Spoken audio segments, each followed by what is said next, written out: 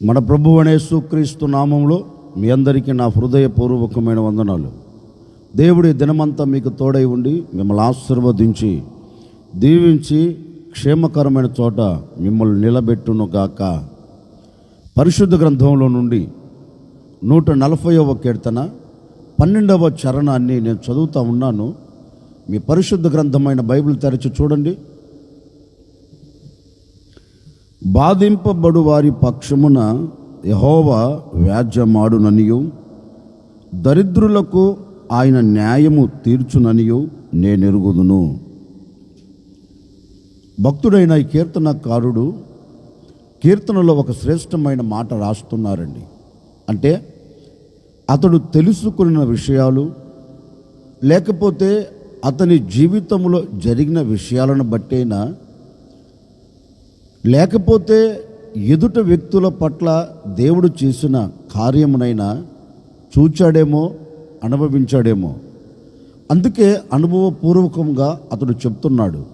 చూచి ఉండవచ్చు, అతని జీవితంలో అనుభవించి ఉండవచ్చు. అనుభవపూర్వకముగా ఈ భక్తుడు ఒక శ్రేష్టమైన మాట చెప్తున్నారు. ఏమంటున్నారు అంటే, బాధపడే వారి పక్షమున యెహోవా వ్యాజ్యమాడును, దరిద్రులకు ఆయన న్యాయము తీర్చును అంటారు. అంటే ఏ విషయాలలో బాధపడుతున్నా, ఏ విషయాలలో నీవు వేదన చెందుతున్నా, ఏ విషయాలలో నీవు అతలాకుతలం అవుతున్నా, ఏ విషయాలలో అడుగు ముందుకు వేయలేక నిస్సహాయ స్థితిలో పడిపోయినా, ఒకవేళ నిస్సహాయ స్థితిలో పడిపోయి ఈ బాధల మధ్యలో నుండి నేను బయటికి రాలేనులే, ఈ బాధల మధ్యలో నుంచి నేను సంతోషకరమైన చోట నిలబడలేనులే, ఎందుకంటే నన్ను బాధించే శ్రమ అలాంటిది, నన్ను వేధించే శ్రమ అలాంటిది అని ఒకవేళ నీవు నిస్సహాయ స్థితిలో పడిపోతూ వచ్చావేమో, ఇక ఏమి చేతకాని స్థితిలో నిలిచిపోయావేమో, ఇదిగో ఈ ఉదయకాల సమయంలో నా ప్రభు నీ బాధను చూచాడు. ఒకవేళ ఎంతటి వ్యక్తులు నిన్ను బాధిస్తున్నారో, ఎంతటి పరిస్థితుల ప్రభావాలు నిన్ను బాధలోనికి తీసుకొని వెళుతున్నాయో నాకు తెలియదండి. వాక్యానుసారంగా ఒక దైవ సేవకుడిగా నేను ఈ ఉదయకాల సమయంలో మీద చెప్పాలి అనుకున్న మాట ఏంటంటే, నిన్ను వేధించేది, నిన్ను బాధించేది, నిన్ను కన్నీరు కార్చేటట్లుగా చేసేది, నిన్ను నలుగురిలో అవమానకరంగా ఉండేటట్లుగా చేసేది ఏదైనా కావచ్చండి, ఏదైనా కావచ్చు. నా ప్రభు నీతో చెప్తున్నారు, నీవు ఏ విషయంలో బాధపడుతూ వస్తున్నావో, ఏ విషయంలో నీవు బాధతో కుమిలిపోతున్నావో ఆయన అంటారు, నీ పక్షమున నా దేవుడు వ్యాజ్యమాడబోతూ ఉన్నాడు, నీ పక్షమున నా దేవుడు యుద్ధం చేయబోతూ ఉన్నాడు. ఎందుకని అంటే నిన్ను బాధించేది ఏంటో తెలుసా? నిన్ను బాధించేవారు బలవంతులు. అందుకే జ్ఞాని అయిన సొలొమోను ప్రసంగి గ్రంథంలో ఓ మాట రాస్తారు.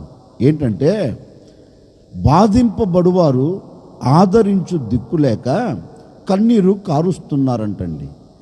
ఈ జ్ఞాని అయిన సొలొమోను గమనించినట్టున్నాడు. బాధపడుతున్న ప్రజలను ఈ జ్ఞాని అయిన సొలొమోన్ పరీక్షించినట్టున్నారు.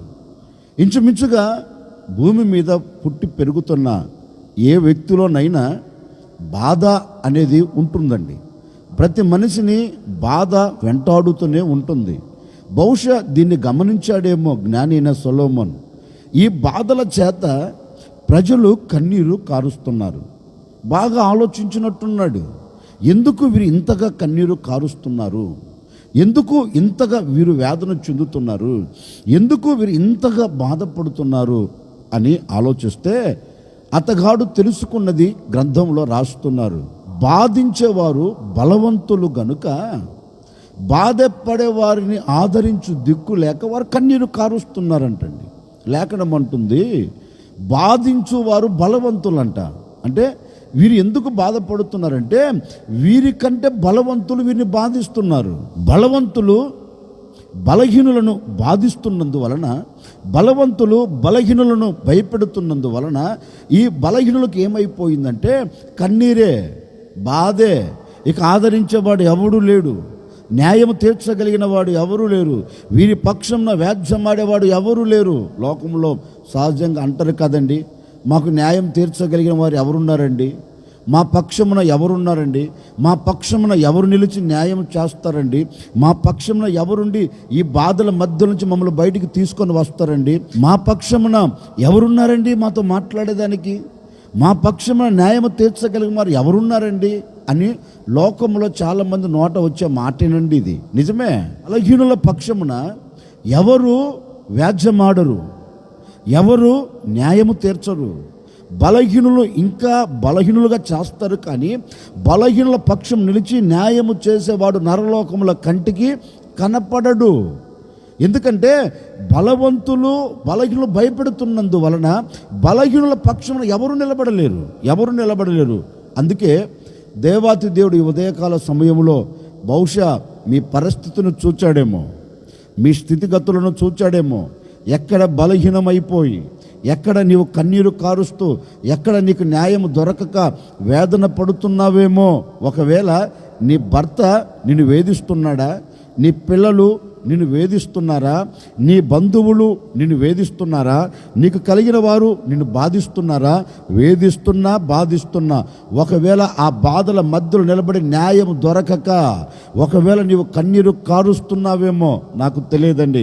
ఈ ఉదయకాల సమయంలో నా ప్రభు చెప్పకనే చెబుతూ ఉన్నారు, ఎంతటి బలవంతుడు ఈనాటి వరకు నేను బాధించాడో, ఎంతటి బలవంతుడు ఈనాటి వరకు నిన్ను వేదన పరుస్తూ వచ్చాడో, ఎంతటి బలవంతుడు ఈనాటి వరకు నీవు కన్నీరు కార్చేటట్లుగా చేశాడో, ఈ ఉదయకాల సమయంలో నా ప్రభు చెప్పకనే చెబుతూ ఉన్నారండి.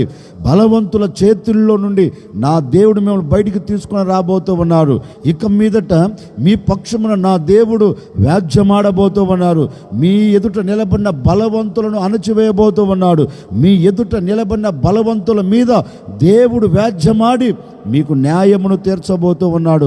న్యాయాధిపతిగా ఈ దినము నా దేవుడు మీకు న్యాయము చేసి ముగించబోతూ ఉన్నారు. భయపడవలసిన అక్కర్లేదు. ఏ విషయంలో నీకు న్యాయం జరగాలని కోరుకుంటున్నావో, ఏ విషయంలో నీవు న్యాయమును చూడాలి అని ఆశపడుతున్నావో, ఏ విషయంలో న్యాయము జరగక అల్లల్లాడిపోతున్నావో, ఏ విషయంలో న్యాయము దొరకక ఒకవేళ అన్యాయమును అనుభవిస్తూ వస్తున్నావేమో, భయపడవలసిన అక్కర్లేదు. ఈ ఉదయకాల సమయంలో నా ప్రభు నీతో మాట ఇస్తున్నాడు. ఈ ఉదయకాల సమయంలో నా ప్రభు నీతో వాగ్దాన పూరితముగా నా ప్రభు నీతో చెబుతున్నారు, భయపడకు, నీ పక్షమున నేను నిలిచి ఉండబోతున్నాను. బాధపడు వారి పక్షమున, ఎందరైతే ఈనాటి వరకు బాధపడుతున్నారో వారందరి పక్షమున నా ప్రభు నిలిచి ఉండబోతూ ఉన్నారు. వారందరి పక్షమున నా దేవుడు వ్యాజ్యమాడబోతూ ఉన్నారు. వారందరి పక్షమున వ్యాజ్యమాడి ఒక్కొక్కరికి న్యాయమును తీర్చబోతూ ఉన్నారు. ఈ మాటలు వింటున్న నీకు న్యాయం జరగబోతుంది. ఈ మాటలు వింటున్న నీవు బాధల మధ్య నుంచి తప్పించబడబోతున్నావు. ఈ మాటలు వింటున్న నీ హృదయమునకు ఒక ఆనందం కలగబోతుంది. ఈ మాటలు వింటున్న నీ హృదయమునకు నీ కంట కన్నీరు లేకుండా నా దేవుడు తుడిచివేయబోతూ ఉన్నాడు. భయపడవలసిన అక్కర్లేదు. న్యాయము తీర్చే దేవుడిగా నీ పక్షమున వ్యాజ్యమాడబోతూ ఉన్నాడు. ఆయన వ్యాజ్యమాడి బాధల మధ్య నుంచి నిన్ను తప్పించి, బాధల మధ్య నుంచి బయటికి తీసుకొని వచ్చి నీకు నా ప్రభు న్యాయమే చేయబోతూ ఉన్నారు. ఈరోజు ప్రభువుని అడగండి, అయ్యా ఈ విషయంలో నేను బాధపడుతున్నాను, ఈ విషయంలో నా పక్షం నిలిచి వ్యాజ్యమాడి నాకు జయం ఇవ్వవా, నాకు జయమిచ్చి ఆశీర్వాదకరంగా నన్ను నడిపించవా అని ఈరోజు ఏ విషయములో నీకు న్యాయము జరగాలని, ఏ విషయములో బాధల మధ్య నుంచి నువ్వు బయటికి రావాలని కోరుకుంటావో, నిశ్చయముగా ఆ విషయంలో నా ప్రభు ఒక అద్భుతమైన కార్యం జరిగించబోతూ ఉన్నాడు. అక్కడ నుండి మిమ్మల్ని అందరూ నా ప్రభు బయటికి తీసుకొని రాబోతూ ఉన్నారు. బాధపడే మీ పక్షమున నా దేవుడు నిలిచి వ్యాజ్యమాడి మీ కుటుంబాలన్నిటికీ జయమిచ్చునుగాక. ఆశ్చర్యకరుడా, మీకు స్తోత్రాలు చెల్లిస్తూ ఉన్నాం. మీరెంతైనా సర్వశక్తి కలిగిన దేవుడవు. ఈ విధంగా మేమందరం మరొక దినాన చేరి మిమ్మల్ని స్తుతించేటట్లుగా సహాయం చేశారు. అందును బట్టి మీకు స్తోత్రాలు చెల్లిస్తూ ఉన్నాం తండ్రి. నిజమే, బాధపడే వారి పక్షమున వ్యాజ్యమాడి న్యాయము తీరుస్తానని మాట ఇచ్చి ఉన్నారయ్యా. ఎందరైతే బాధపడుతూ న్యాయం జరగక కన్నీరు కారుస్తున్నారో బాధపడే వారికి ఇక మీదట న్యాయం జరుగునుగాక. వారి పక్షము నిలిచి మీరు న్యాయం చేయబోతున్నందుకై మీకు స్తోత్రము తండ్రి. ఈ ఉదయకాల సమయంలో ఒక సేవకుడిగా బిడ్డలను ఆశీర్వదిస్తూ ఉన్నాను. నిశ్చయముగా బాధపడే వారికి న్యాయం జరుగునుగాక, బాధలు తొలగిపోవునుగాక, కన్నీరు తుడిచివేయబడునుగాక, ఒక్కొక్కరి హృదయానికి ఆనందం కలుగునుగాక తండ్రి. అట్టి కార్యం ఈ ప్రజల పట్ల మీరు జరిగించి మహిమ పొందమని యేసు నామములో అడిగి వేడుకొనుచున్నాము తండ్రి. ఆమెన్. ఈ దినమంతా నా ప్రభు మీకు తోడై ఉండి మీ బాధల మధ్యలో నుంచి నా దేవుడు మిమ్మల్ని విడిపించి మీకు న్యాయము చేసి మీ కుటుంబాలన్నిటికీ నా ప్రభు జయమిచ్చును గాక.